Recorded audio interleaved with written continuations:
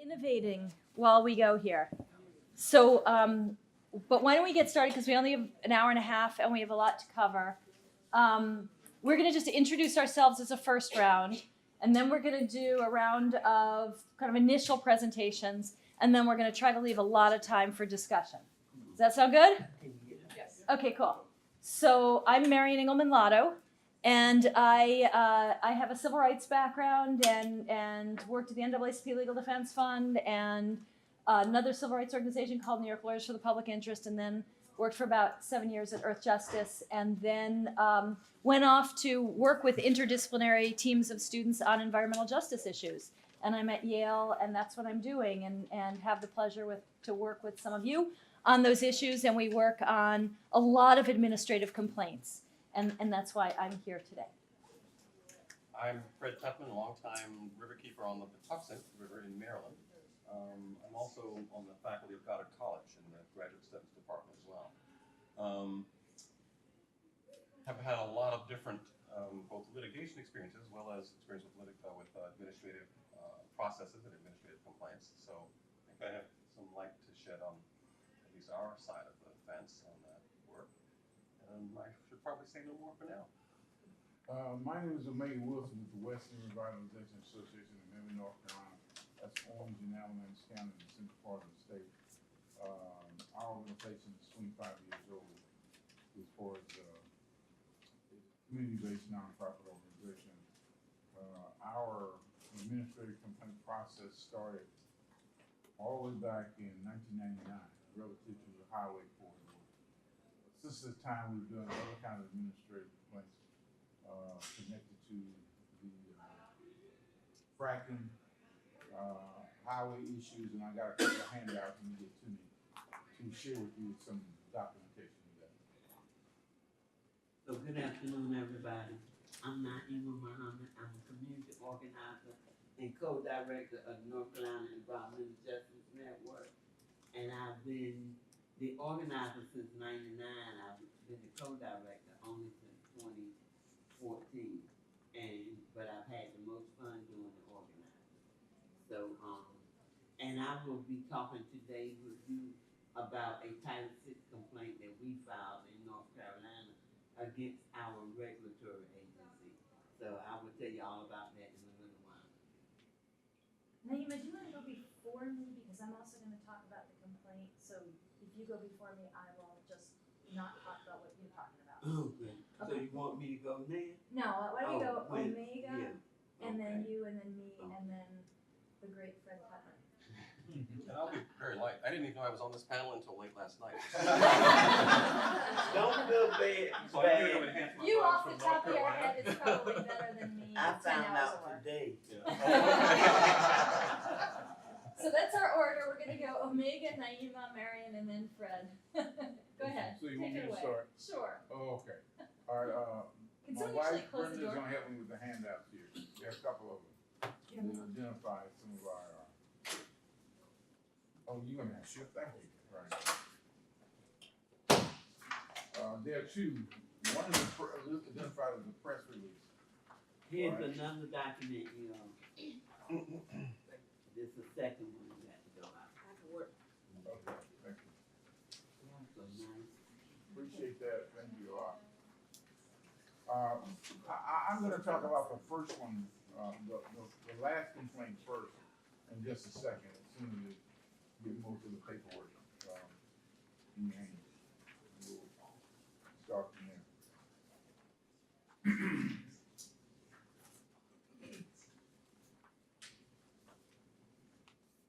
But just about everybody got a copy of each.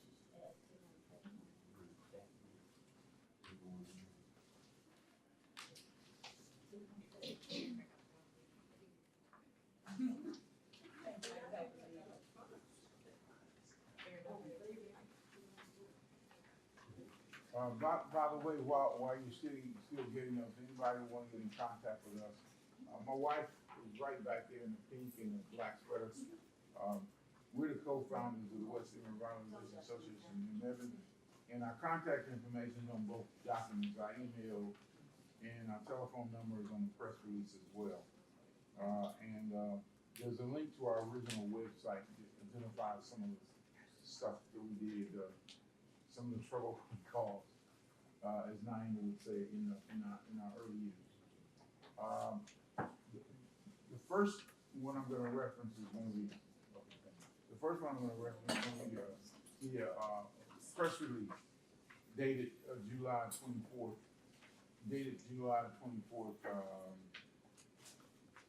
this past year, okay? And that press release is, excuse me.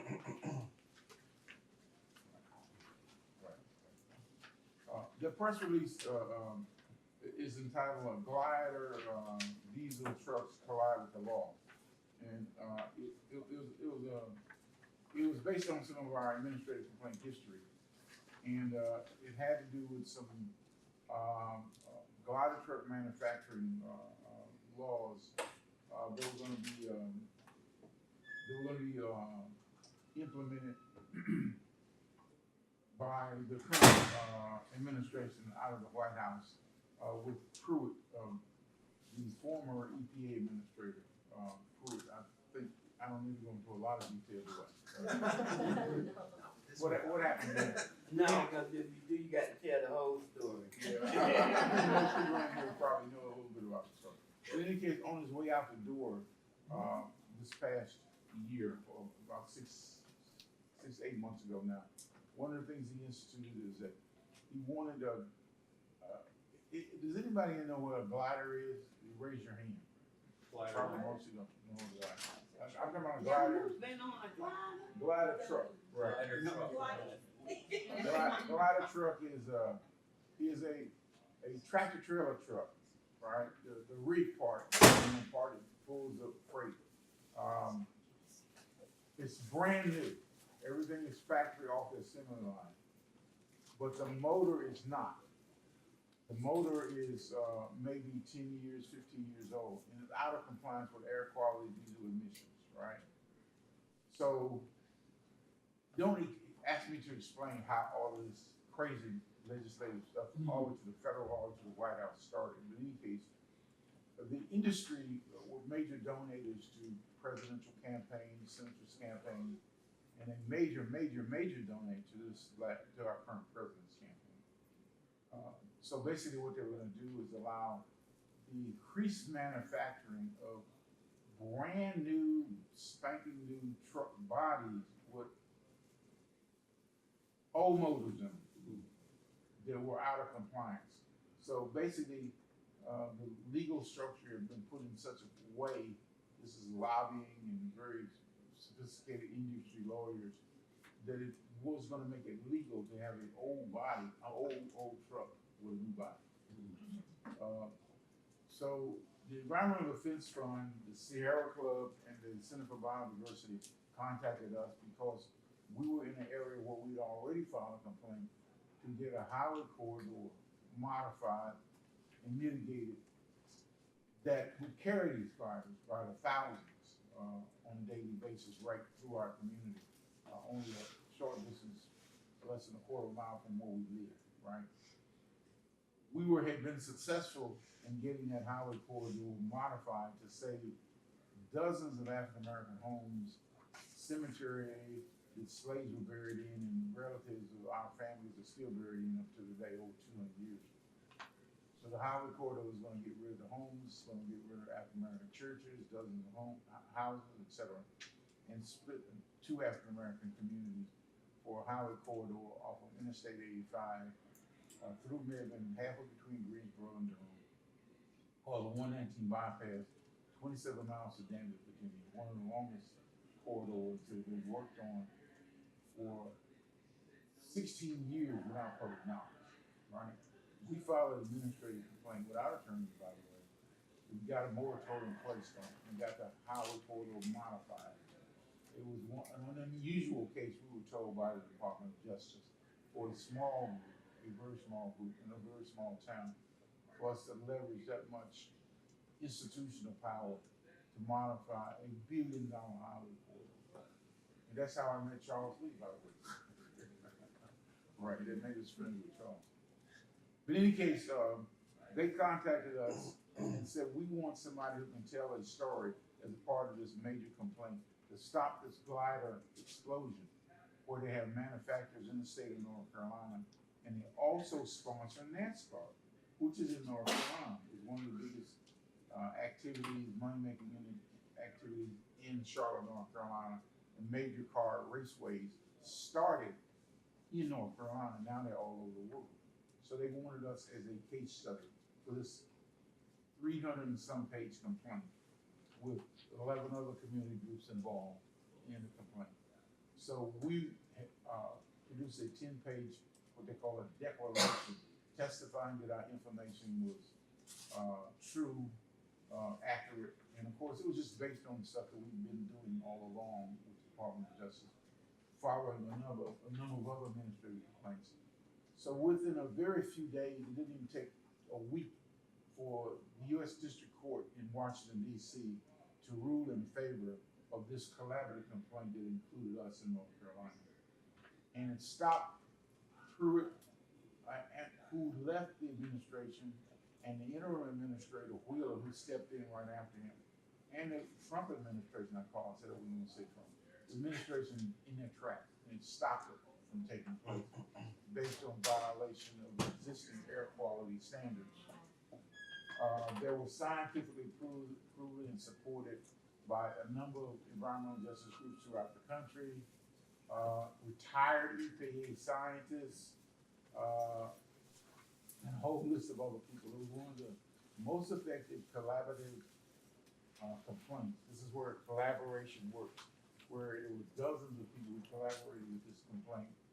And within only about 4 days, the judge said it has standing and credibility. We don't need to do a lot of digging. It's clear that the group has put a very good plan together. And the administrators decided not to challenge it because there were too many irons in the fire that were coming from the community with valid support, credible support. It can be challenged now, it's someday, but they just backed off because it was just too much strength in the complaint. Okay? That's part of our history. I say that to say that the collaborative process is a relatively new process at this level, with a small environmental justice group working with nationally known environmental protection agencies, and it stepped across another line that a lot of people may have not had a chance to work with in a formal way. We were classified as a small environmental justice group, and we were asked to be part of a major complaint with nationally recognized environmental groups. And some of you don't understand, hopefully you understand what the divide is. So a lot of environmental groups, traditionally like the Sahara Club and Environmental Defense Fund, in the long past, have not worked very well with environmental justice groups, okay? So, the documents you have just kind of show some of that. And the other thing I'd like to add is, there were 18 states who signed on to the complaint. The only southern state, the only southeastern state that signed on was the state of North Carolina. Josh Stein is the Attorney General. He put his signature on it. We were the only other signature from the state of North Carolina. Josh Stein's signature and our signature is our little group in West End, neighboring North Carolina, turned out to be the only signatures from the southern region of the entire United States on that complaint. A lot of people were afraid. A lot of people had the red state fear. So a lot of lawyers, a lot of community groups would not put their names on the complaint because they were fearing the repercussions, the backlash from this current administration. It still may be coming, come visibly yet. But we're just saying that to say that how you do this is, and how you do it in a collaborative way. Somebody mentioned in our last panel that if we do this and stick together, right, and do it across the country, even people you may not know, then you can get more done. And this particular complaint is classified as a historic complaint with community energy put in one tight ball or fist or whatever you want to call it, to make to make things work on the ground. I'm gonna leave it at that, and of course, there's some information you can read. Our administrative complaint we filed in 1999, we put a moratorium on the highway. The moratorium blocked the highway for over 16 years. One of the longest moratoriums ever put on a major highway corridor, 27 interstate corridor between two states. I wrote the complaint myself, and in 1999, and most people think we filed a lawsuit or lawyers wrote it, but I wrote the complaint myself. And what happened was the highway corridor is a billion dollar corridor from Midland, North Carolina to Danville, Virginia. So how you write these things and how you document them is very, very important. And of course, that wasn't something that I've been trained to do. Part of my historic background as an educator was a communications professor, assistant professor, associate professor, and media director for community radio stations over a period of several years, and an insurance agent for 30 years. So I just threw a lot of combination. What do you call it? Duke's mixture? Is that what they say? You just mix it up together and start throwing it and see what works. And it just happened to taste good. So we had a lot of lawyers beat me in the back and asking, what law school I went to, and didn't go to a law school. So, but anyhow, sometimes you do it right and you do it well, and very often in this particular case, we started on our own foot in our own little room on our own little nasty computer, and we wound up working with one of the biggest conglomerates of collaborative environmental organizations in the whole United States. So, 20 years apart, really 20 years apart, we got home run, and in between we got some home runs too. So I just want to leave it at that.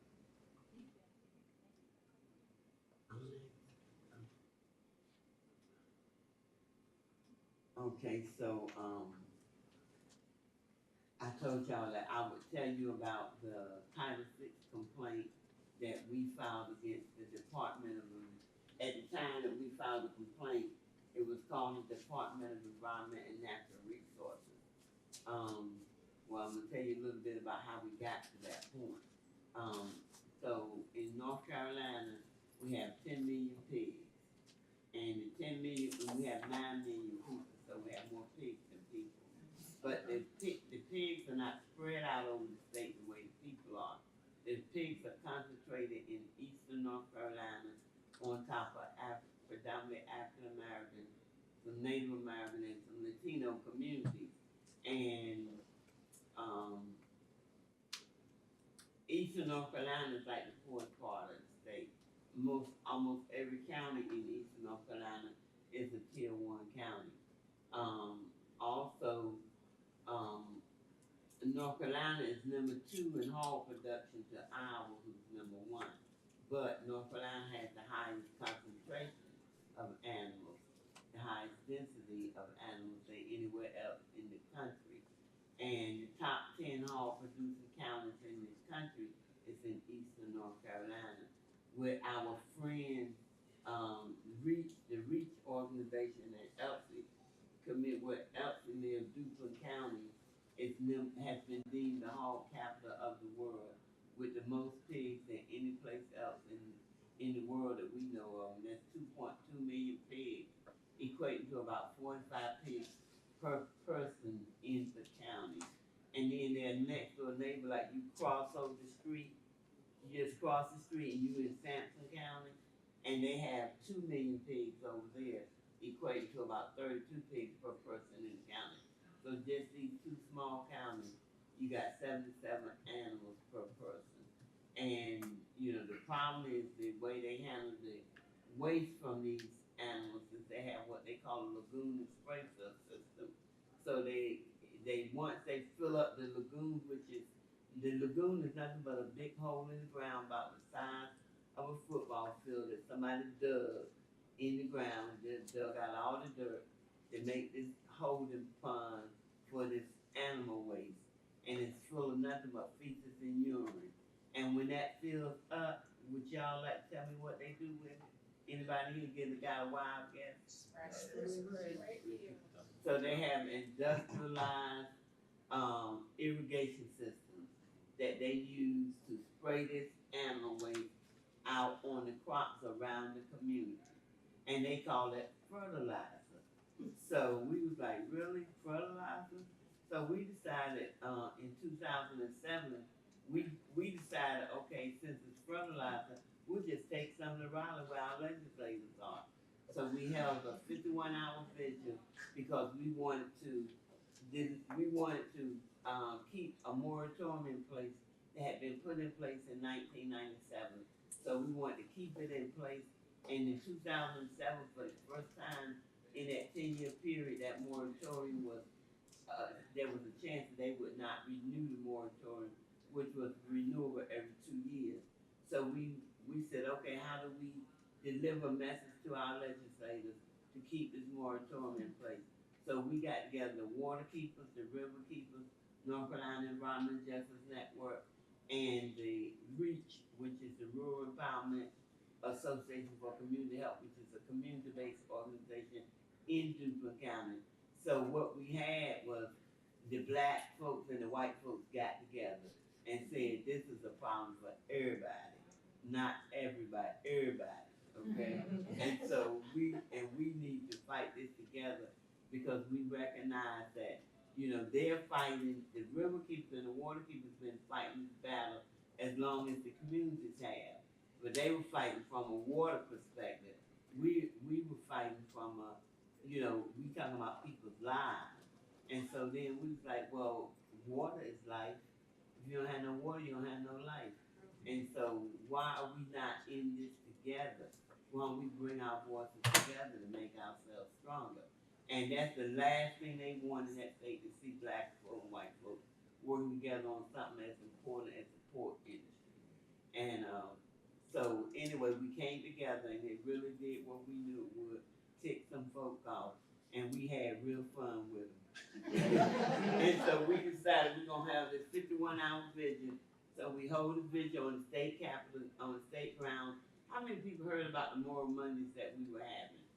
Well, we were out, our 51-hour vigil was out there on that same grounds where the Moral Mondays were at. And I am a proud Moral Monday arrestee. Oh, wow. Yeah. I wear that. And but anyway, so we decided we're gonna hold a 51-hour vigil, and we had campers and tents out, and then we had big screen TV. We made us all kinds of signs. The community members made, drew pictures of little pigs and put little slogans on. We staked them in the ground along the walkway. And then two of our community members, Devon Hall, who is around here somewhere in this conference, Devon Hall and Ralph Miller built these two cute little hog houses that were probably about the length of one of these tables and not as high. And they had little roof pulled back on. When you look down in the hog house, you see the little cages that the animals are really kept in when they're in the big hog, in the real hog houses. And we had two ceramic pigs. So we put one ceramic pig in front of each hog house, and we took some styrofoam and we painted it brown and we put it underneath the pig to represent the food. And so we had it sitting in front of the hog house. So one of our state reps walked by and was like, "What is that?" And told me, "That's offensive." I was like, "It's fake, okay? You can't take fake, but you want community to live with 19 million tons of this crap every year, and you can't take fake. What's wrong with this picture?" So he just looked at us and kept going. So anyway, so we did hog houses. Then we bought 2 baby swimming pools. We put them between the 2 hog houses to represent our lagoon. And we trucked in 40 gallons of organic fertilizer, and and we brought it to the lagoon, and we put it in the lagoon. And the facilities manager came over and asked us what we were doing. So when we answered, he said, "Well, if y'all spill 1 drop of that waste out here on this lawn, we're gonna have to fine your organizations thousands of dollars for cleanup cause we're gonna have to call hazmat, cause it's toxic waste. We was like, toxic waste, really? Well, we didn't know that because when we loaded it on the truck, it was organic fertilizer. And we don't know how it became toxic, and we only went 40 miles up the road. And so, he got away from us, but he didn't come back and say nothing. Because he knew he had messed up when he said toxic. And so we put the waste out there and we built a little irrigator and we had it in the middle of the food and we had it spraying around so the waste was flying around. And the policymakers, they were coming by and so we set up about 9:30.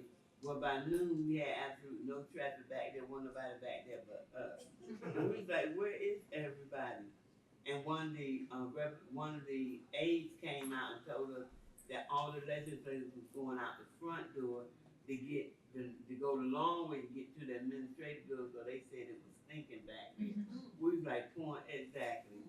Because when we set up, this was the office building where the legislators are housed. This is the administrative building, so we set our Mark Hall farm right here where they didn't have no other choice but to walk past us. And they couldn't take it. And we was like, but you want community to live 19 million tons of this stuff every year, and you don't see no problem with it, and you can't take 40 gallons, and fake poop. So, anyway, we went down that road with them. Well, they didn't make any real changes. They kept the moratorium in place, which was good. It wasn't the best thing, but it wasn't the worst thing either. Because like we said, the moratorium, we don't believe that it's doing a good job. It's not doing a job that needs to be done, but it's better than having nothing. So, we'll just have to continue until we can make better changes. And so we did the visuals, and then the next year we did another vision. We delivered a gallon of hallways to the governor, because when we applied for the permit, we got it, but they found out who they had issued it to. So we got a phone call saying we have to reissue your permit. And when we got the new permit, it had a giant stamp out there, no hallways. And so we immediately called the coalition together and said, so what are we gonna do? Who going to jail? I signed up. I'll go, So we were all saying who would go, because we was like, we're gonna take this waste to Raleigh, we just going to jail. And so we put it in some gallon jugs, and we took it to a gallon to the governor's office. And we tried to get it to him at the mansion, but when we got to the mansion, the police was waiting. And so we turned around, went down to the office, got there, they was there too. But they let one person go in to deliver because we just wanted to deliver this to the government on behalf of the community. And so he didn't know what was in the jug. So we took it in, we had written a letter that said, this is a gift to you from the community. They would like for you to put this on your lawn and let them know how long it takes the odor to go away. And of course we never got a response to this day. But we enjoyed delivering it anyway. So we did all of that and nothing changed. No real substantial changes that could really make a difference for a community. So we have the North Carolina Environmental Justice Network. We have this annual conference every year, the third weekend in October, where we bring together community, researchers, academicians, students, and government. And the government's role there is a listening panel, where they sit on a panel like this, and the community, we do a community speak out, and so communities are talking about issues and concerns that they have around environmental stuff. And so they talk about all the things that you've heard about today. They talk about that at the summit and what's being done about it in the state and who ought to be doing something about it. And so in 2013, we was having our 13th summit, and on the listening panel, out of all the years that we have been doing the listening panel, DEQ, that was Diener, always had a representative on the listening panel. And so in 2013, the waste management officer for the Department of Environmental and Natural Resources sat on our government listening panel. Well, she's the one responsible for overseeing the permits issued to this pork industry that we've having so much trouble out of. So some of the questions in the room was, well, what are you gonna do about these permits for these hogs? When you hear all this stuff, what can you do to make it better? You know, and she was like, well, the permits are up for renewal in March of 2014. Well, are you gonna renew them? You know, and so she halfway answered, which we knew what that meant. And so when that was over, we made contact with you then at that point, right, Marion? A little bit earlier than that, Yeah, and we was like, well, Marion, we need some help because she's with Earth Justice. She was with Earth Justice out of New York at that time. And so we was like, we need your help because if they renew those permits as is, we want to deliver a message to them that we fed up with them, we sick of playing with them, we tired, and this is our response to your bad behavior. And so, the Title VI is an act under the Civil Rights Act of 1964 that simply says government cannot do business in a way that has disproportionate impact on low-income communities if they receive federal funding. Well, all of your departments of environment and natural resources receive federal funding to do their work. And so we knew that, so we was like, okay, so we want to, if they don't do the right thing, we want to cut their money. And so we filed the Title VI complaint. But again, we spent time getting ready for it because when you submit the Title VI, you found it with the US EPA, their Office of Civil Rights in DC. And you want to have all your evidence. You know, they first of all, they already did not have a good reputation for their Title VI program. So you better make sure that if you sending something, you giving them no way out, no way, you know, to deny you. And so we spent almost a year gathering all of our evidence and our facts. And we spent time interviewing community members, recording their responses, letting them tell the story about what was happening to them. Each person tell their own story. How is this industry impacting your life? And what changes have happened, you know, since the industry? What was your life like before the industry? What has it been like since it got here? And, you know, and is it impacting your health?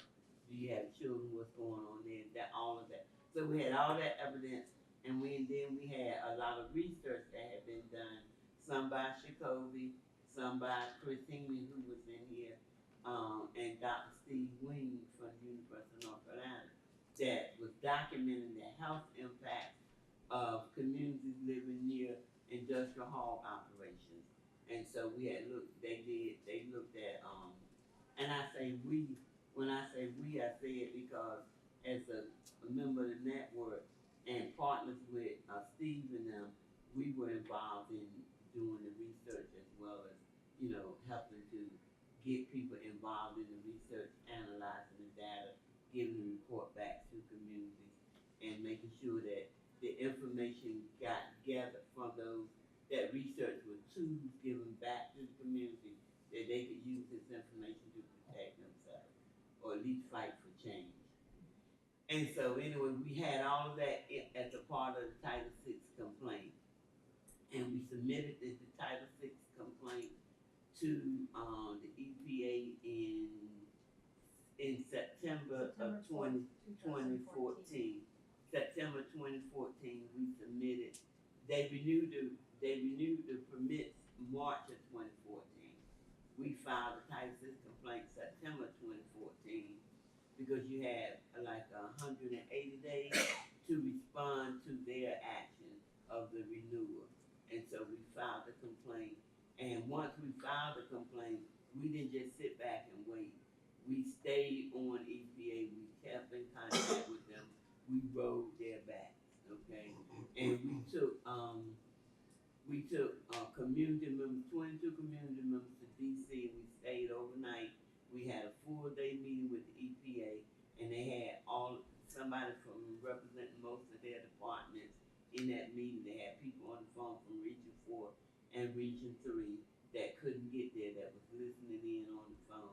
And in this meeting we had, the community members spoke for themselves.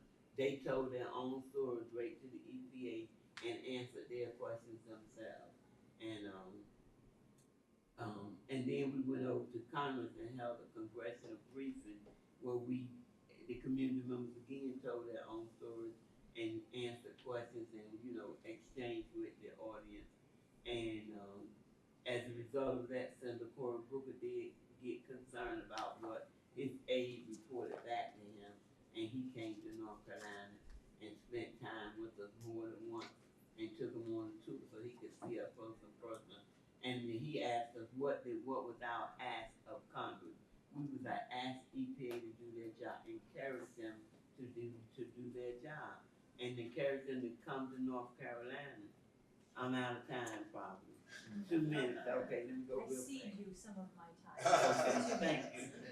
Doing such a great And so we told him we would like Congress to encourage EPA to do their job and encourage them to come to North Carolina and to see for themselves what was going on.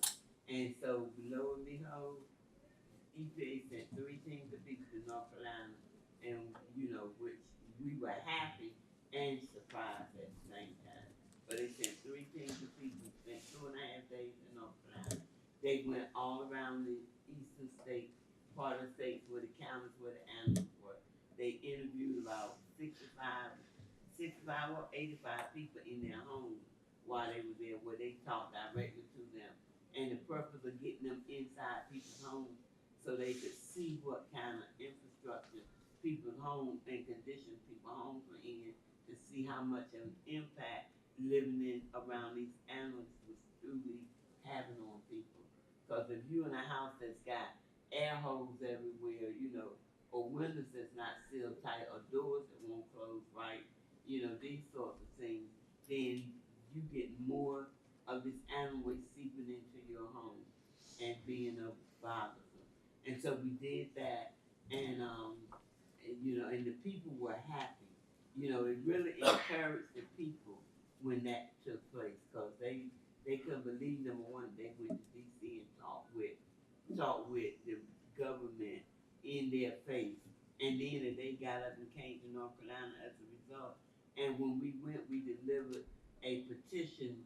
Elsie was the lead voice in the petition, which collected 95,000 signatures from around the world, really. And we took those signatures, all of them, 95,000, up to EPA when we went up that day with 22 people. And so I know I'm complete out of time here. But anyway, I keep telling people they don't believe me. They need to give me more time, but I don't tell short stories. And of course,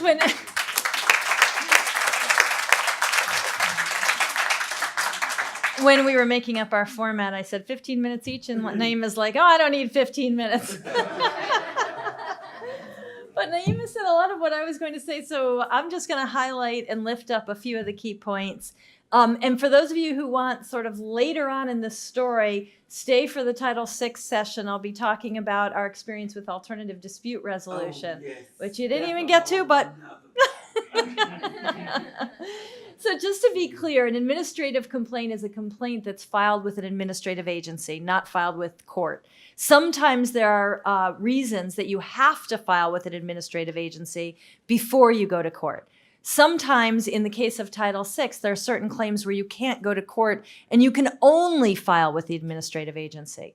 And of course, this happens at the state level and the federal level. So some of the tools and techniques and skills that we're talking about here are applicable on the state level too, if you're filing an administrative complaint on the state level. This story and part of Omega's story, the administrative complaint, were all under Title VI of the Civil Rights Act of 1964. And again, we're going to talk more about that at the next session in this room. But under Title VI, for all kinds of evil reasons going on in the courts, we can only file a complaint alleging that there's discrimination, in that there's an action by a recipient of federal funds that has an unjustified, disproportionate impact on the basis of race, you can only file that with the administrative agency. You can't go to court. So we're stuck filing this with the agency. And you file it with the agency that gave the federal money to your recipient of federal funds. So in our case, it was DENR, then called DEQ, Department of Environmental Quality. We looked up, if you don't know how, there's a website called USA Spending. You can say, is this a recipient of federal funds? It could be a public agency or a private agency. And you find out, oh yes, they got a grant last year from the Department of Energy. Well, if they got a grant from the Department of Energy, you have to file your complaint with the Department of Energy. If they got a grant from HHS, you have to file your complaint with HHS. So in our case, DEQ filed a complaint, got money from EPA. And so we filed a complaint with EPA. Just these two pictures, this is what Naeema was talking about. We're looking over this glorious cesspool. Pink is actually a good sign. When it's that pink, it's doing its digestion, but it's not pretty. And then you're looking at the facilities. No pigs are outside, of course. All pigs and chickens are inside, thousands and thousands. And then there's all kinds of release of contaminants through the air, both from the cesspool and from the barns, and then ultimately through the spray field. On the right here is the top page of our complaint. I was at Earth Justice at the time, and it was to Gina McCarthy and also the head of what was then called the Office of Civil Rights. It's now called External Civil Rights Compliance Office. So how do we get from one to the other? First of all, you have to think about, why are you filing this complaint? What are the goals of your action? And as Naeema said, that starts with listening to the community, or being in the community and discussing, what are we trying to do here? And will filing this administrative complaint provide us with the kind of leverage we need? What kind of organizing are we doing? Is this administrative complaint consistent with our organizing strategy? Does it make sense to get the administration involved? During the Obama administration, they weren't great on Title VI complaints, I gotta say, but having them involved, they might come and take a look, and it might be leverage. Right now, having them involved, would it give you leverage? Maybe, maybe not. You have to think through that issue. So you have to discuss the pros and cons openly and honestly. And we were just reminiscing about being in the back of a Pizza Hut on one of these. This is one of the favorite places to go in Eastern North Carolina, kind of central meeting place. And I remember writing a memo and having a conversation that says, we are unlikely to get anything out of this administrative complaint. And I was just being honest. But that doesn't mean there aren't reasons to do it. And there are a lot of reasons to do it. That's right. They said, we want to go forward. And part of it is, it tees up the issue of race discrimination. It is a race discrimination complaint, and you're talking about race discrimination. And quite often, it's hard to find legal tools that will articulate that narrative. And so I just wanted to make clear that as you're talking about any legal strategy, you're not only looking, in this case, you can't even get a decisive court ruling. But you can't, in this case, you could get a supposedly decisive ruling from EPA. But frankly, in their whole history, they've only made 2 preliminary findings of discrimination. They've never withheld federal funds. I'll say that again. The remedy for discrimination is withholding federal funds. They have never withheld federal funds. These 2 preliminary findings of discrimination for various reasons, their other remedies were quite ineffective. So you're not going to get a very decisive ruling from EPA. You can create political space. You can embarrass the recipient of federal funds. You can cause them to come to the table. You can articulate your narrative. You can do press work and say, we're filing this complaint and it's about race discrimination. You can build a record by gathering information. And this strategy can support community-based movements. So that's the kind of conversation, without revealing any lawyer-client discussions, that's the kind of discussion we had in the back of the Pizza Hut over some quite delicious pizza. And so that was part of the discussion. So once we decided, once we said, okay, let's explore this, we then needed to do the kind of research that Naeema was talking about. And we looked into all the claims, all the experiences, listened to the community, talked to all the experts that Naeema was talking about, develop materials, to do training so people could gather declarations, all the kind of exploration that Naeema already discussed. This also are just some pictures. This is a sprayer. You can see how beautiful it is.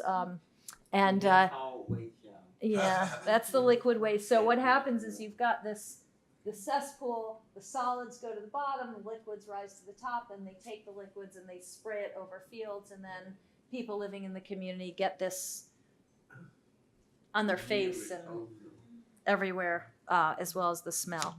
And that's doing, what's his name, the old Riverkeeper on the news. Oh yes, Dove. Rick Dove, Rick Dove and picture. and this may be a Rick Dove picture. It might be a Larry It probably Baldwin is. picture. Yeah. Most of Yeah. them are. And so you just see, there's air pollution, as Naeem already talked about, air pollution, water pollution. This is a hurricane alley, so you get overflows and flooding of all sites. And then this is a really great picture, I think. As Naeema was talking about concentration, you see that little tag right there. That's a person's home, and that circle is 3 miles. And each of those purple tags, those are each hog farms. So when we talk about the concentration of hog farms, Ms. Johnson lives within 3 miles of more than 10. This doesn't even have the chicken farms, right? So more than 10 facilities. Let's assume each facility has about 5,000 pigs. That's the equivalent of a town of about 15,000 people with an open cesspool. So she lives within 3 miles of more than 10 equivalents of towns with cesspools for 15,000 people. That's what we're talking about when we're talking about flies and odor and vectors for disease. This is not unusual. We had a number of, and then we did this mapping. So in addition to the interviews and the declarations from Steve Wing and gathering the studies, some of the studies, and this is a shout out to any researcher in this room, do the research, because we were only able to bring this complaint because Steve Wing and Naeema and Gary Grant and others had done so much research over so much time, and also toxicologists and marine biologists. It was epidemiology, and we gathered all that, and we did our homework. And we did our homework about the impacts, but also what are the technologies, what are the less discriminatory alternatives that might be available. And this is, again, a visualization of something Naeema was talking about. The redder the color is the higher percentage people of color. Each one of those dots is a hog facility. They're not even expanded for number of hogs. You can see what the concentration of hog facilities is. That's Eastern North Carolina right there. You can't even see Duplin County under there. It's just gone because there are so many hog facilities. And again, chicken facilities, poultry has come in, chicken and turkey, through the plateau and in eastern North Carolina. So there's a lot of cumulative impact of all that.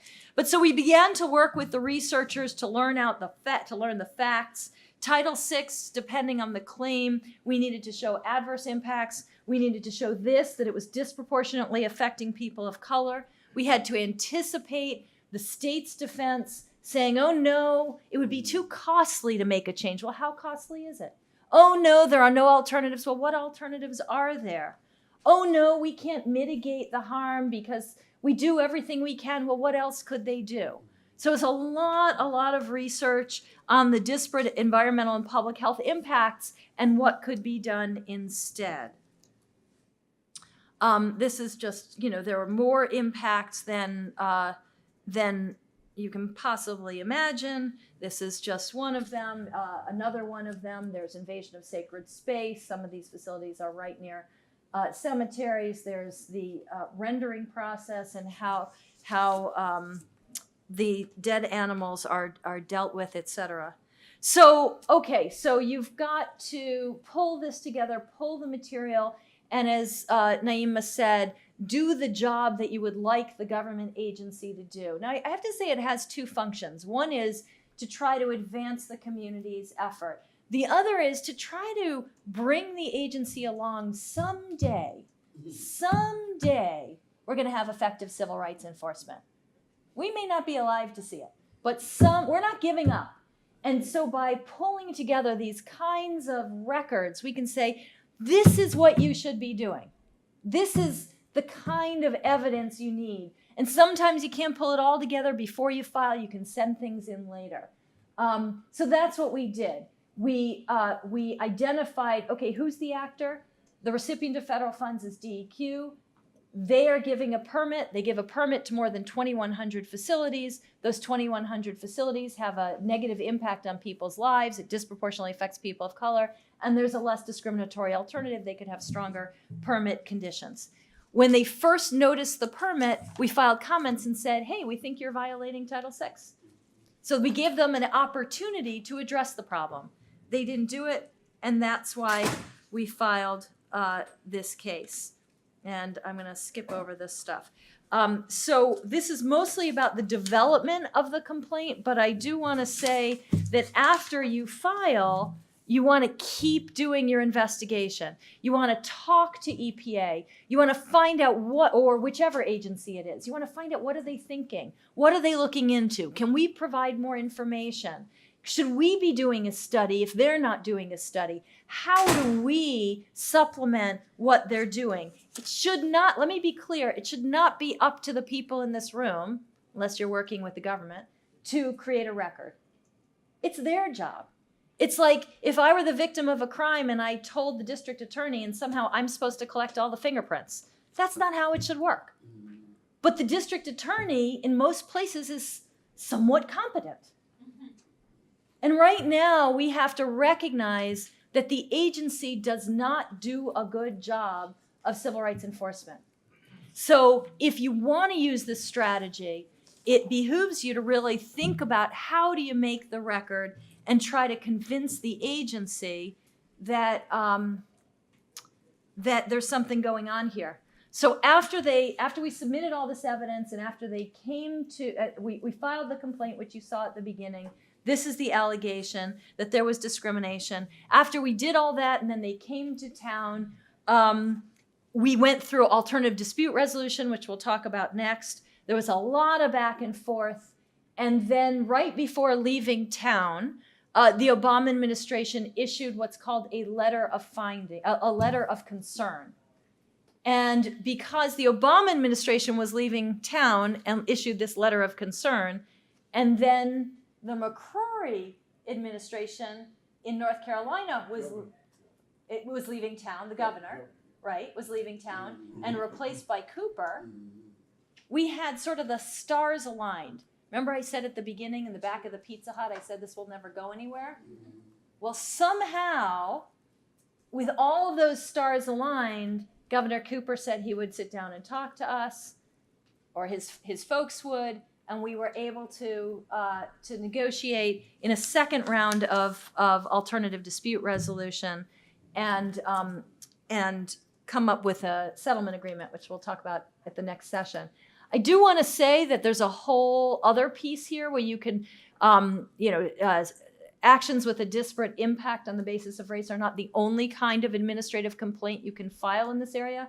And we also filed an intimidation complaint. The process is similar. Research, talking to people who are involved, talking to the community, listening, understanding what the law requires, and then shaping a complaint and then following up and putting it together for the agency. And in fact, when EPA did their letter of concern, they also commented that they were very concerned about the level of intimidation in North Carolina. One final point, don't forget about cumulative impacts. That when we're looking at what are the impacts, it's not just the impact of these hog farms or hog facilities. You have to look at the impacts of the hog facilities in their location, together with poultry, together with issues of access to health care, et cetera. And we briefed those issues. They didn't say we would like a brief on cumulative impacts. We just said this is the way it should be done, and we submitted that brief. So there are lots more to talk about, but I'll stop there. And before we get to the pig, we will hear from Fred Tutman. So I will be as brief as possible. I will say, because I can't resist, and you might find it mildly amusing, when you said intimidation, so we have the chicken industry, of course, in Maryland, which is an analog of the industry. A couple of years ago, I went and participated in a town meeting on the eastern shore of Maryland, in Chicken Belt, The NAACP was a co-host of the event, and one of Chris's colleagues was there. It was done a live to tape for the Mark Steiner radio show. And the idea was to try and get a health ordinance passed in that jurisdiction in order to protect the residents from these 80,000 birds in a chicken house. Basically, at the end of the meeting, the town council stood up and said they're not going to vote for this because there are no studies showing that chicken waste is harmful to humans in Maryland. That all the studies they've seen are from Bulgaria and other states and other places. Place erupted. Me and the radio crew went to a nearby restaurant. Remember, this is a rural area of the Eastern Shore. And there, a bunch of chicken people picked a fight with us. And Mark Steiner was about 74 years old. I had just had open heart surgery. But we were mad. And so next thing you know, we're on the curb and we're throwing punches. We're actually in a fist fight with a bunch of guys from the chicken industry. And Mark and I hear sirens. Did anybody before that? I looked at Mark, and Mark looked at me and said, buddy, I am not spending the night on the Eastern Shore in jail tonight. So we ran for the car, looking in the rearview mirror all the way across the Bay Bridge for flashing lights to get the heck off the Eastern Shore of Maryland, so we don't end up becoming basically a victim of the wrong arm of the chicken folks. These guys don't play rough.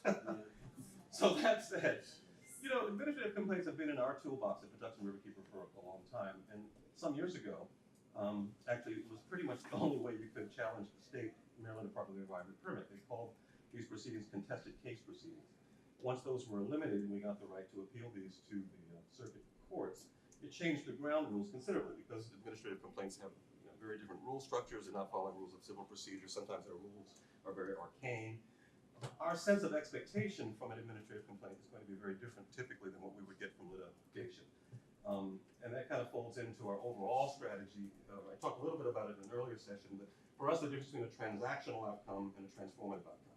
If we're trying to fix a particular thing, you know, then basically an administrative complaint might be the handiest way for us to engage the permitting agency or an administrative decision that has been made and overhaul it. But a transformative, and by transformative I mean actually changing the system, changing the ground rules, those outcomes are typically for us more likely found in judicial forums. We're not as likely, I think, to find them in an administrative complaint process, basically. So the more recent one that administrative complaint we were involved with was in fact a civil rights complaint. I know these folks quite well. They put on a great product every year at the North Carolina Environmental Justice Summit. They've been going for years, and if you get the opportunity to do it, sign up and go to these conferences where, frankly, the esprit de corps between the environmental justice community is much stronger in North Carolina than it is in Maryland, where it's kind of a footnote and we're still trying to get our act together. But I would say North Carolina definitely has it going on as far as the connectivity between these various communities that are affected by these disparities. So the strategy behind our civil rights complaint in Brandywine, where there were way too many burdens being placed on the community, where the county was rather complicit in trying to attract industrial tax base to a sacrifice zone. I think that's the term that Sokobi used earlier today. And that's probably an apt thing. We were at the head end or the beginning of the Trump administration, where we felt it was very unlikely the EPA was likely to pursue the complaint, even if they were inclined to do anyway. We know that they have a pretty bad history of really getting resolution on these complaints. I actually am a mediator. I actually mediate in the court system in Maryland on a regular basis. So I felt somewhat empowered in a negotiated or alternative ADR, an alternative dispute resolution process. I do think in the end, because our mediation actually failed, we were unable to get a resolution that all of the parties were to sign. So the complaint that was resolved is really a product of the EPA. The EPA owns that complaint. The community of Brandywine does not. The Patuxent Riverkeeper does not. It has some of the elements of what we negotiated, but it is very imperfect. I think it does set the stage for activists in Maryland to build on it and to try and find legislative ways to try and deal with the issues of cumulative impacts. That's a concept that doesn't even appear in the settlement that ultimately arrived. There is no specific benefit in that settlement for the citizens of Brandywine at all. So we didn't really accomplish that end. It's worth mentioning that we also had litigation that was ongoing as well. And so, you know, between the lady and the tiger, between the Trump administration and the tiger, we felt something's got to work. We've got litigation going, which we'll try the mediation route through the administrative complaint process. Like I said, in the end, I think what we got was a foundation for further action, but not a broad, or let's say proportional response to to the actual problem that Brandywine was facing. So that's I think a bitter pill for the citizens of Brandywine, but trying to think what we learned through the process. You know, I don't think the state of Maryland cares about the issue of cumulative impacts generally. I'm pretty sure that if you look at the cumulative impacts of most of these really onerous projects, you wouldn't want them anywhere. I think that's really what's behind that. They know that communities righteously oppose these projects because they come with burdens that they would prefer not to disclose until it's too late to do anything about them. I mean, I think that's the real power imbalance there. Citizens know and sense that these are ridiculous projects that nobody in their right mind would put there. And so, you know, the other side always argues, you know, you should have addressed this in comprehensive planning, you know. No one ever dreamed you would put a stupid project like that in that particular place. How can citizens anticipate that you would do that? So I think those are all very disingenuous observations, but I do observe that just trying to get the state parties in our negotiations to look at the broad, like I said, cumulative impacts was something that they either don't know how to do or would prefer not to do, because it kind of exposes them, you know, it kind of calls out exactly what these folks are proposing. Like I said, you wouldn't put these in neighborhoods that have power. You couldn't possibly get away with that. They are incompatible on their face with the surrounding uses for the most part. But I guess in closing, I would say I do believe very strongly that we have to right-size our expectations from these various processes. That if it's an administrative complaint, again, you're going to get something that's kind of a compromise, well, definitely a compromise, more likely to be a stopgap.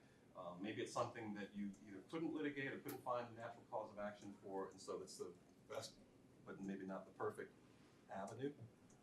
It's sad because it's actually a process that it was produced, I think, with very high-minded and very optimistic goals. In reality, we've never been able to realize the full potential of the civil rights, I don't know what you call it, I guess it's a process. Basically the Title VI complaint process. I think the EPA has just not stepped up and really fully implemented, or has an unwillingness to wade into the thick of these issues and kind of leaves them up to chance and fate. So that's been our experience. Yeah, that's pretty much it. So let's open it up to some questions or thoughts. Any questions? Yeah, Chris. So, Fred, I appreciate your perspective. I'm trying not to be depressed a little bit. And one thing that sort of pulled me out of it was the idea that, I sort of came up with in the School of Omega and West End Revitalization Association. When I realized about Title VI is the paperwork's online. Any citizen, if they can write down what the concerns are, and they can get some of these key elements, I think that's a goal today, to figure out what the key elements are to have it stick, they can file it. You don't need lawyers, which is on the other side of your litigation. You're talking about transformative versus narrow, but even in my experience, watching Omega go through the process of Title VI and then working with another community who's near the landfill around Chapel Hill, even if it doesn't stick, it's a mouthpiece to bring voice to the community concerns, and I've seen that be extremely powerful in terms of gaining attention of local media when they wouldn't pay attention previously. And in a movement, a community movement, that keeps me from sometimes getting depressed. Sure. Whereas with a lawsuit or a litigation, the community has to have someone who's going to show up to litigate, which costs a lot of money. Right. So I don't know if you see No, it's a fair point. Except if you work with lawyers we work with in North Carolina. Right. They do pro bono work, and so anytime we have a community that needs legal assistance, we can call these lawyers. They come in and they represent the community, and they do an honest representation. They don't come in and pretend to be. I call them the kick butt lawyers because they be taking names. I think there's one point we need to make in our case related to what Chris has said. We had a chance to work with a group called Tetra Tech, and anybody in the room knows I Tetra know they're Tech. here too. They're all over the place. All right, they're one of the biggest environmental cleanup mitigation agencies in the world. right? They do military bases and move stuff that nobody knows what they're moving. I mean, you don't even know what they dig up. We don't even know where they put it. And they put it somewhere on somebody else's land, and they're paid with federal taxpayers' money. But one of the things that we were coached very early on, after we filed a complaint, he said, "You've done something that we do." I mean, like, what do we do? What do we do? He said, "You did it based on a structural issue. You didn't do it based on ethics." I said, what do you tell me what you just say it. Say what you're saying. So a lot of people want the cause and effect, which is the data. The hog farm waste or the diesel emission caused me to have cancer. You didn't do it based on that. You did it based on the structural presence of diesel trucks, the structural presence of your roads being not paved, or the structural presence or lack of it, not having water and sewer, or your churches being torn down. That's structural. That's different than epic. Mhm. That data is just as important because you do not have to prove cause and effect. If you can document displacement, and one of the things that almost every environmental impact statement does, it identifies where it's going to go and identifies the structure, maybe not all of the structural impact, how many acres of land it's going to clear, how many acres of trees. That is identifiable. It doesn't tell you how many deaths in birds or deers or human beings is going to cause. That was the weight of our complaint, and we did not file it with the EPA. We filed it with the United States Department of Justice. And the United States Department of Justice rained down on the EPA. That was a different card. Almost everybody we talked to since then filed a complaint with EPA and didn't get as far as we did. We did not know that at the time. We just followed the path of what was suggested to us by some very friendly people off the record. So we filed the Department of Justice, and we identified the Department of Transportation in North Carolina, the city, and the county as co-defendants. We filed against everybody at the same time to see what would happen. That was in 1999. So I'm saying there are different ways to do And he this. has not been able to get a job since. So I think Fred, I had a comment, Fred, and then I think there are a couple more questions we want to take before we're done. Go ahead, before I.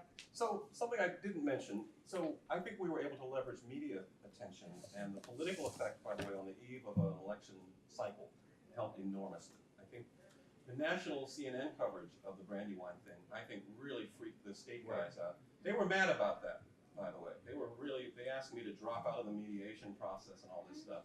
You know, the truth was, the CNN people called and I sent them to the community who weren't participating in the mediation. My sense was you don't get to silence the community's voice because there's a sidebar going on. Right.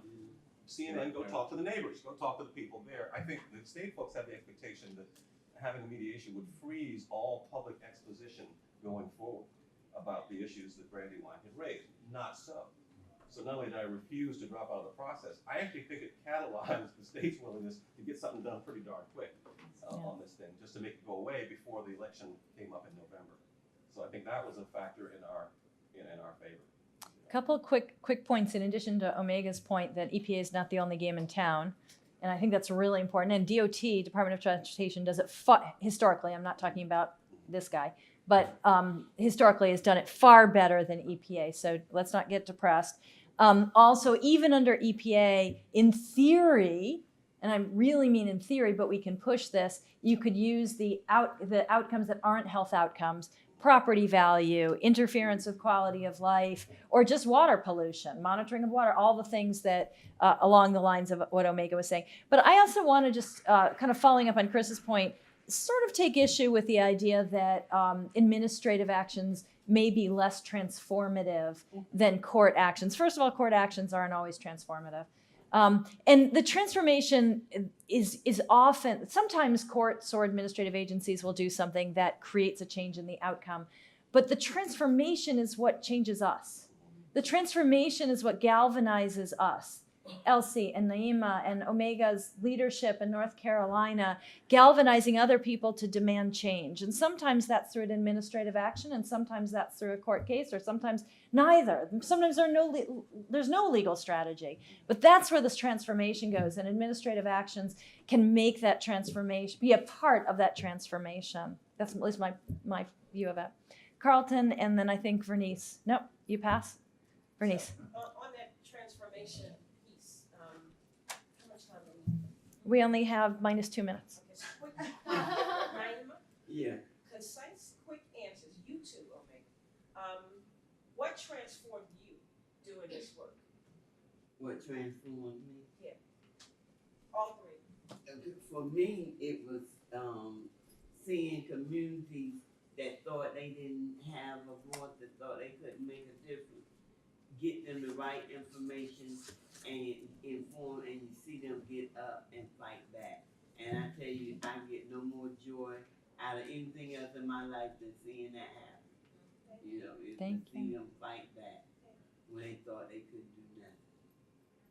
Omega? The biggest thing for me is that when we saw the plan to eliminate a church that was connected to a cemetery 200 years old and 4 generations of live people, living people in that same congregation, and remove the church structure itself. So basically, you're removing the entire heart of the community for 200 years, dead and alive, and future with little babies in the arms. That's the kind of thing that makes you fight is mad, but in this case, we had to put some brains in it. We just can't, because the pastor was afraid, and the community wanted to follow the pastor, and the pastor was just saying, basically, don't do anything. So some of us stepped out and said, I'm the treasurer of the church, I was the treasurer. I said, we're not gonna listen to the pastor today. We're not gonna listen to the pastor. Amen. And can I just add one thing? And then to that? Fred gets the last word. Okay. Fred gets the last word. And the reason, and I thought about it is because, somebody had given us this document one time called the Circle of Friends, and it was a document that industry uses when they want to get into set up shop in a community. And in this Circle of Friends, they had listed, in the very middle of the circle was the industry itself. The first circle out was like your civic organizations, your city councils, your local elected officials. And then they go on and name everybody out, and then the last circle, the circle furthest out from anybody, they had advocates, somebody like me, but they also had African American ministers. They didn't just say ministers, they said African American ministers. And so when we saw it, we was like, what the hell are they talking? And so we started reading into the document, and what they said in the document about that was, if you get to these ministers, they hold their people in check. And if you get to them, you can get to the people. In other words, so we say that to people. So when you got the pork council and the Purdue giving your churches chickens and turkeys, they're not doing it from the goodness of their heart. They doing it because they want to come back and control the people. And then and so they had and the 10 best gossipers. And they said, and the reason you find the gossipers, because then you can spread the rumors. They could take and red bait somebody, or they might say, well, that Naeema's a troublemaker, and tell them, they go tell it everywhere else. So it turns out we have a few more minutes than I thought. So if you have, go ahead. And then we'll have a couple more questions. I'm still unpacking what we learned. We learned a lot.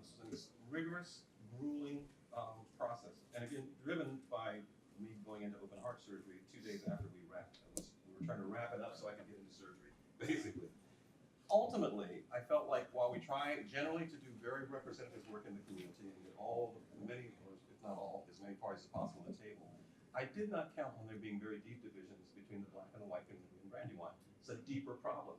They weren't unified by the same issue because they saw these issues very differently. They had a very different point of view about what the actual problems were. As much as nobody wanted the project, they didn't want it for different reasons. And that was difficult, right? It put us in a weird situation where we're trying to appease as many people as possible in the community in a very limited process where not everybody can sit at the table. We have to be representative here. And like I said, I'm still unpacking what we do with that knowledge that we acquired. We still generally work closely with community advisory groups on everything that we do. We don't do anything that's Callaway that's independent of the local community's wishes or power. We're trying to build local community power, frankly. But that different lens is I don't know how to fix that problem. I think it's America. I think that's America. In the end of it, I think that's what we're really dealing with. So I think that's an interesting lesson learned in North Carolina. Naeema already talked about this. From the minute, now there is division in North Carolina. There are a couple renegade green groups, and that happened more than a decade ago. But having said that, from the minute, I had been in North Carolina years and years ago working on CAFO issues when I was at the NAACP Legal Defense Fund. But when I returned like a decade ago and started talking to Naeema and the water keepers, Larry Baldwin and Rick Dove and others, and the experts, what was striking, it wasn't only that they worked together, it was the hugs and the love and the listening to one another. And I think kind of the flip side of the lesson you learn is one lesson that I would take away is that I didn't include in my presentation is the groundwork that is needed to make sure that the groups that need to be working side by side have common understandings, common goals, and can listen to each other in a meaningful way, because it gets rough. Mediation, you could go in lots of different directions, and if you're not talking to one another, it doesn't work. Naeema, you wanted to answer. Oh yeah, I just was gonna say, I had an experience with something similar, but it was not in the environmental arena. It was working with an organization dealing with workers' rights, and we had a lock plant. The Lock and Key Company was gonna move to Mexico, so they were gonna close the plant in Rocky Mount. And one of the workers went to their pastor sent them to my organization, which is called Black Workers for Justice. So they came, they told us what was going on. We said, okay, let's have a meeting. Well, we had a worker center in Rocky Mount, so we said the meeting will get the worker center, get as many workers to come out as possible. So the first night we had, it was packed house, but it was all black workers. We was like, now we know some white folks work there, but where are they? And they was like, well, they won't come. Well, why not? Because they don't see it as their problem.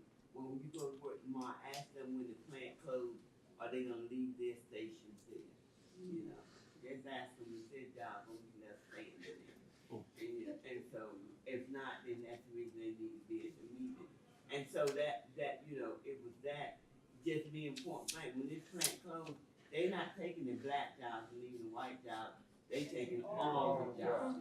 So then you can sit over there by yourself if you want to. And but anyway, to make a long story short, so that's what brought the workers together. But the other thing is, white folk will ostracize their people for participating in a fight for justice. Because we saw that take place. We had one lady in particular, she was an elderly lady. And she was elderly in terms of still being in the workforce. And she got put out of her church. Her children stopped speaking to her. And she lost her family. But she kept coming because she said, I know this is right. So they just gonna have to get over it, And she kept coming to the meeting.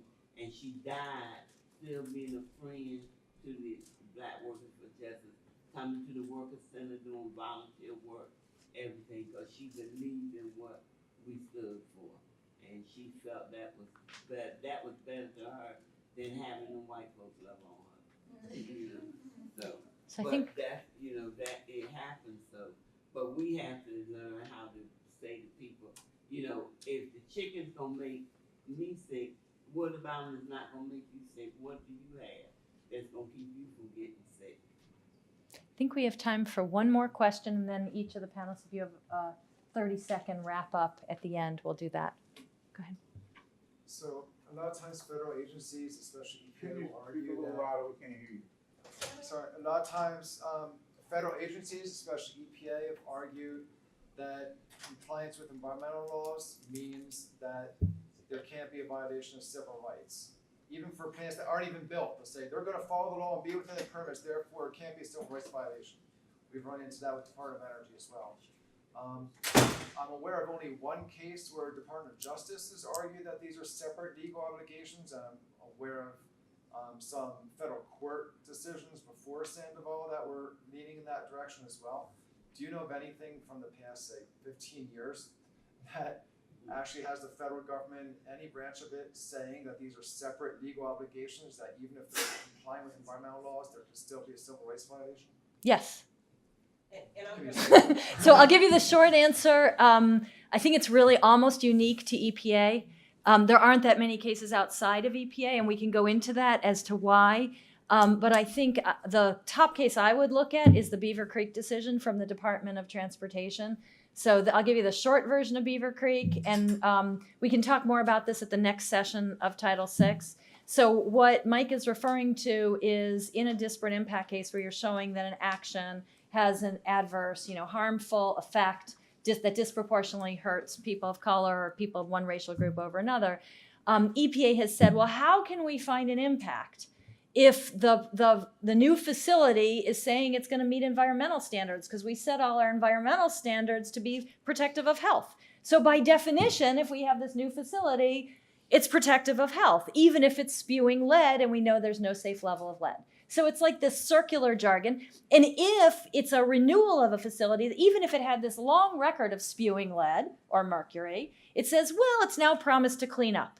So that if you really thought that, you would import, or it would be a defense to say there's no violation of environmental standard, then you would never, in a permitting action, have a disparate impact claim. And that's the pretzel that EPA is sort of twisted into, and why it never makes a finding of discrimination. And I'm But- gonna talk about this on the next. Well, Yeah. let me just give the Beaver Creek, and then Vernice, and then if Charles wants to say anything, is that okay? Omega? I'm not gonna talk, I just was gonna say, I'm gonna answer that question on the next panel. Okay. So just the Beaver Creek decision is just a great decision. It came out during the Obama administration. It was in the transportation area. It is a much longer story. I'm going to give you the abridged and probably crude version. But it's a suburb of, Beaver Creek's a suburb of Akron. Akron or Dayton? Akron, right? I don't know. Whatever. Some Ohio town. And the suburb is disproportionately white, very white, in fact. And the city is disproportionately, compared to the suburb, people of color. And the regional bus authority was going to put buses near this mall that was in Beaver Creek. And if without the bus stops near Beaver Creek Mall, you'd have to walk like a mile down the highway. And in just like a little over a year, the complaint was filed. Department of Transportation says there's a disparate impact. By the way, it kind of stinks. So I should have said, Beaver Creek, the town, said, no, you can't have these bus stops. And then when pressed, they said, okay, you can have the bus stops, but here are 18 requirements we've never imposed on any other bus stops. You have to put in a bond, you have to do this and this. And so it sort of smacks of intentional discrimination. But the Department of Transportation did their analysis very quickly, and they found it was discriminatory. There is no line in that decision that analyzes whether not having access to that mall violates some transportation law or even is adverse. It is assumed that if you have less access to, it's what Omega was saying, it's infrastructure. If you have less access to a mall, that's a bad thing. If you might be killed, there's no analysis. What is the likelihood of someone being killed while walking down a highway?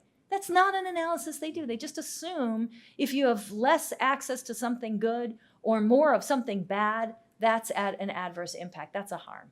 And there are a lot of cases like that. So not all the cases are like that. Sometimes the harm is more nuanced, but it's EPA that's really the source of the problem here. Anyway, any final?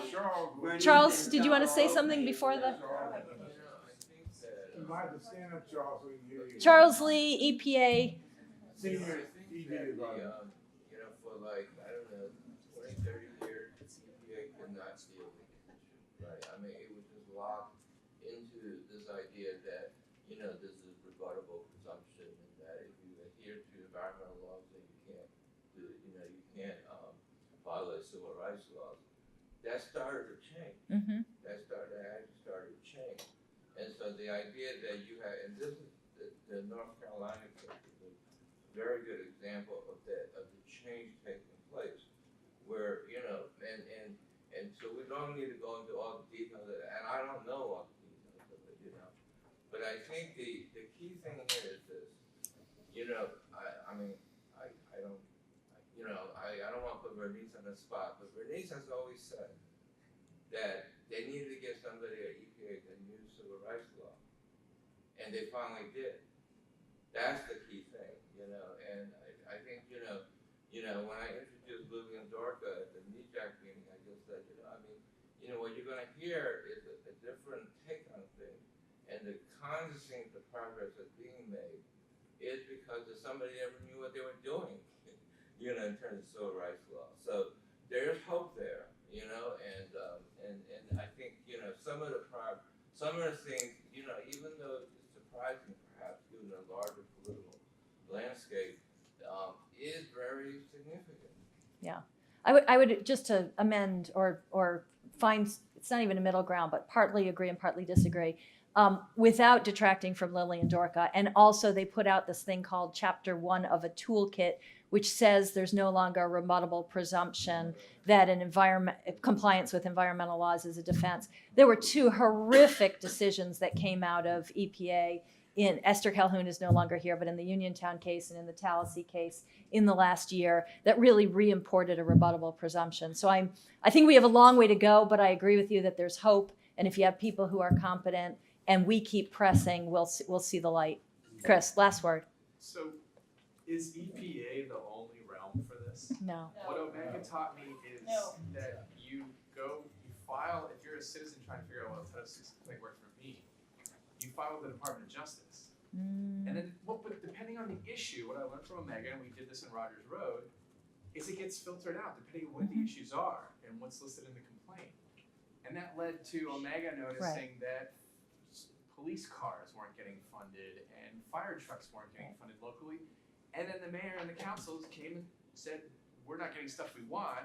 Why are we not? Oh, it's because the federal government considers that we have a box that says we're not in compliance with Title VI.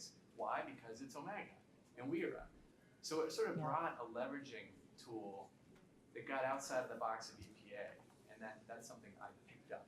That's a really good point, and maybe I'll just let each of the other panelists, have a last word. And I think the level of creativity and the use of every piece of leverage you can have is a really good point.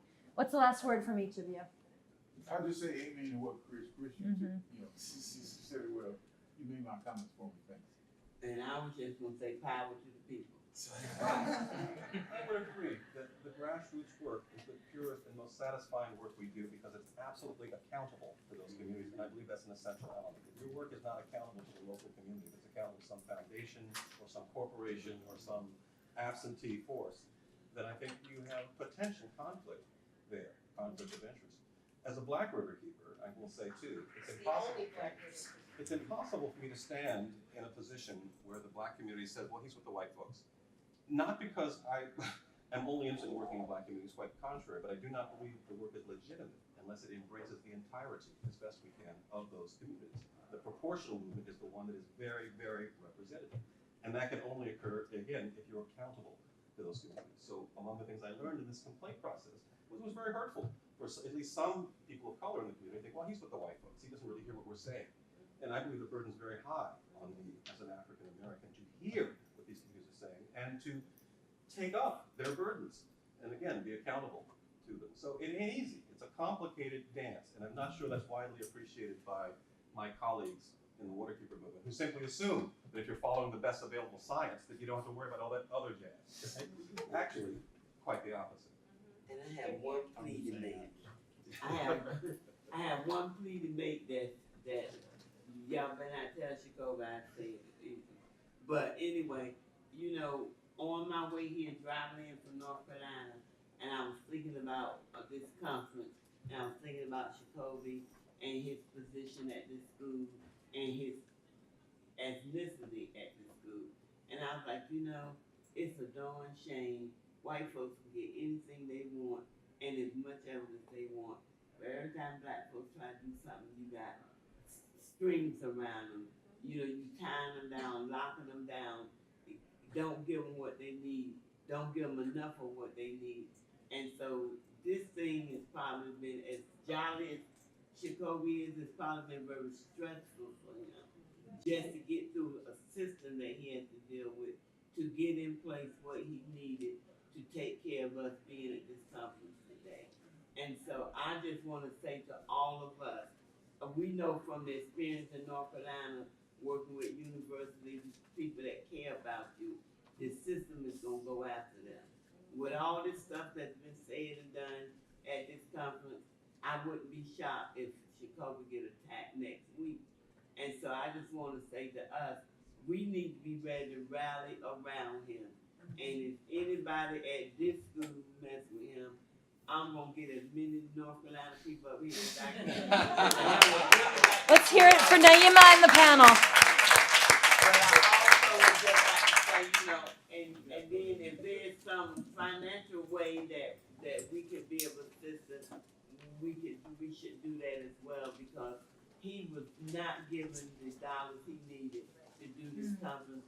You bringing people from out of town, and just an example, I spoke at a school event, a university event, where this prestige is taking place and white privilege rolling all around the room. I talked 10 minutes, they gave me $800.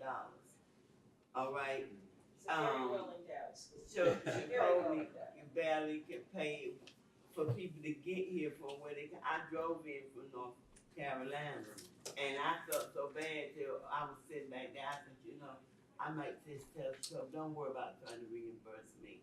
You just take it and do what you need to do with it. So, but it's hard. It's hard, and I just wanted us to know that, and to just give him all the love we can to wrap our arms around him and help take care of him. Well, Naeema, you'll be happy to know Dr. Jacoby Wilson has tenure at this university.